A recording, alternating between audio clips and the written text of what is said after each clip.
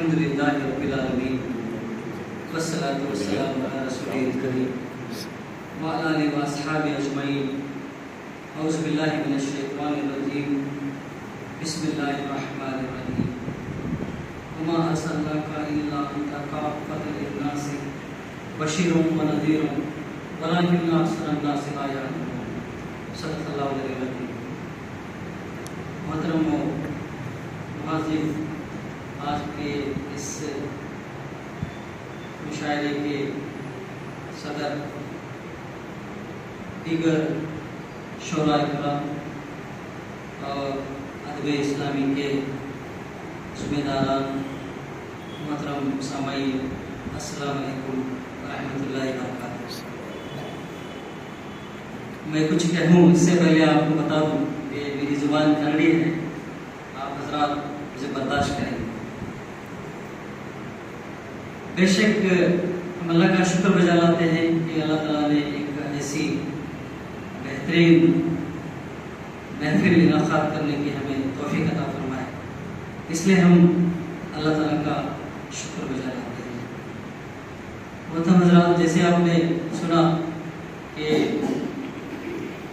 یہ محفل بڑی بابرکت محفل ہے، کیونکہ اس محفل میں نعتیہ شاعر کے ذریعے دو جہاں کے سردار محمد مصطفیٰ صلی اللہ علیہ وسلم کے سلسلے میں ان کی تعارف اور تعریف کی جائے۔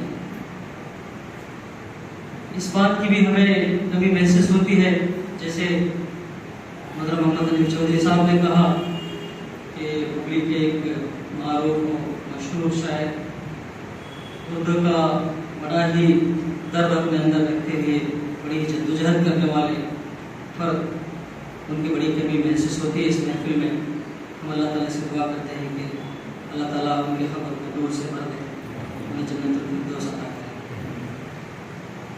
محترم حضرات، آپ اس بات سے واقفیت رکھتے ہیں کہ ادارہ ادب اسلامی جماعت اسلامی ہند کا ایک ذیلی ادارہ ہے۔ آپ جانتے ہیں جماعت اسلامی ہند ایک تحریک ہے، پورے دیش بھر میں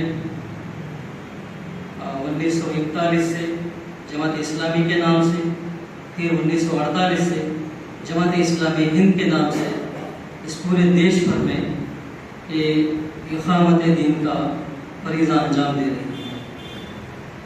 اس کا نظم العین اقامت دین ہے۔ اس بات سے بھی آپ واقف ہیں کہ اقامت دین کا معنی و مفہوم یہ ہے کہ اللہ کے زمین پر اللہ کا دین قائم ہو جائے۔ ہم اس بات پہ یقین رکھتے ہیں کہ اس کائنات کو اللہ تبارک تعالیٰ نے بنایا، انسان کو بھی اللہ ہی نے بنایا۔ اس پر بھی ہمیں غور و فکر کرنا چاہیے۔ انسان کو جینے کا طریقہ کون سکھائے؟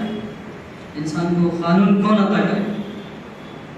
اللہ تعالیٰ نے عطا کیا قرآن کی شکل میں، نبی کریم صلی اللہ علیہ وسلم کے حدیث کی شکل میں ہمارے آگے عطا کیا۔ جماعت اسلامی ہند یہ چاہتی ہے کہ اس اللہ کی زمین پر اللہ کا قانون نافذ ہو، اس کے ذریعے سے تمام انسانوں کو ان کے حقوق ملے اور آخرت میں جنت جیسی نعمت بنے اللہ تعالیٰ عطا کرے۔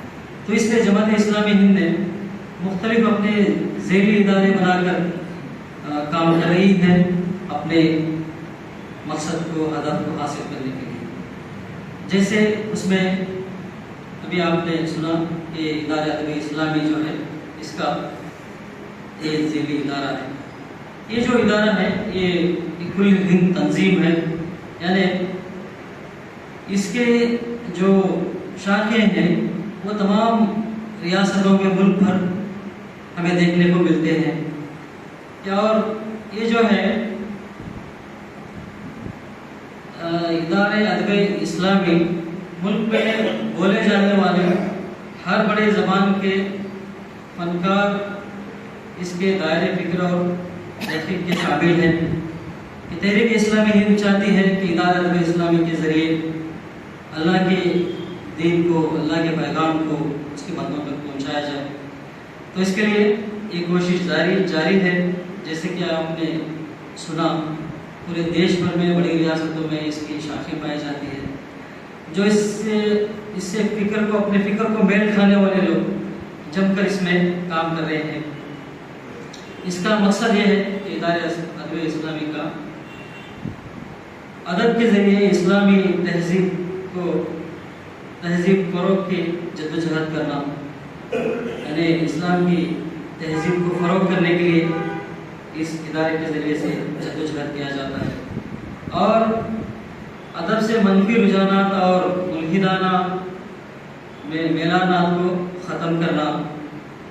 ہم دیکھتے ہیں کہ معاشرے میں کیا کچھ پایا جاتا ہے، اسے ختم کرنے کے لیے ادب اسلامی بھی سرگرم ہے، اور اہل قلم کو ان کے اندر احساس بیدار کرنا کہ معاشرے میں نسل انسانی کے سلسلے میں ان پر بھی کچھ ذمہ داریاں عائد ہوتے ہیں کہ اللہ تعالیٰ نے جو انہیں علم عطا کیا ہے، جیسا ہم جانتے ہیں وہ حدیث میں کل قیامت کے دن اللہ تعالیٰ پوچھے گا کہ میں نے تجھے علم دیا تھا کہاں لگا ہے۔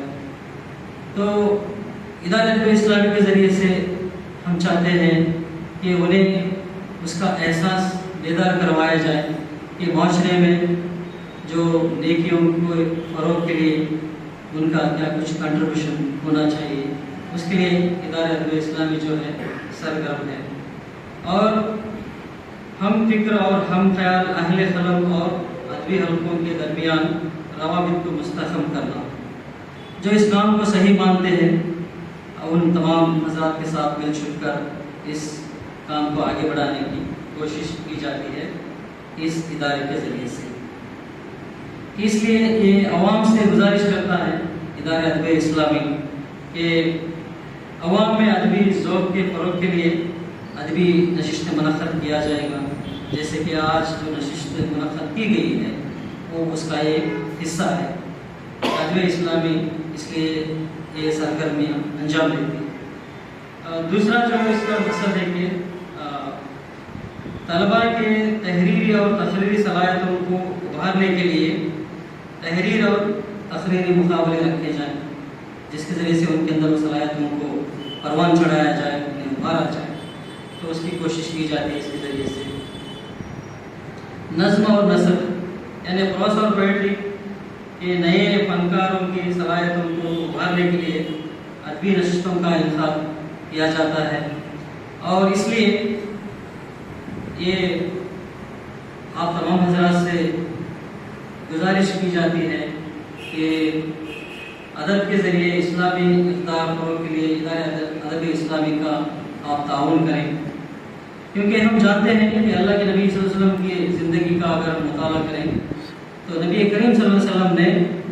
اس دین کو مردن تک پہنچانے کے لیے ان تمام مینز کو استعمال کیا ہے جو ان کے زمانے میں حاصل تھے، جو آسانی سے ملتے تھے، اور ہمیں یہ تعلیم بھی یہ دی گئی ہے کہ اللہ کے دین کو پہنچانے کے لیے ان تمام صحیح ذرائع کو استعمال کیا جائے جن کے ذریعے سے دین اللہ کے بندوں تک پہنچ سکتا ہے۔ تو ادارہ ادب اسلامی چاہتی ہے کہ ان تمام کاموں میں آپ کا تعاون چاہتی ہے، آپ ہمارا ساتھ دیں۔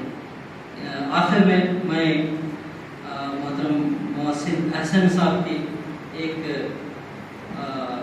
شعر کے ساتھ اپنی جگہ لیتا ہوں۔ وہ جس کے لیے محفل کونین سجی ہے، وہ جس کے وسیلے سے فردوس سے بری ہے، وہ ہاشمی مکی مدنی العربی ہے، وہ میرا نبی میرا نبی میرا نبی ہے۔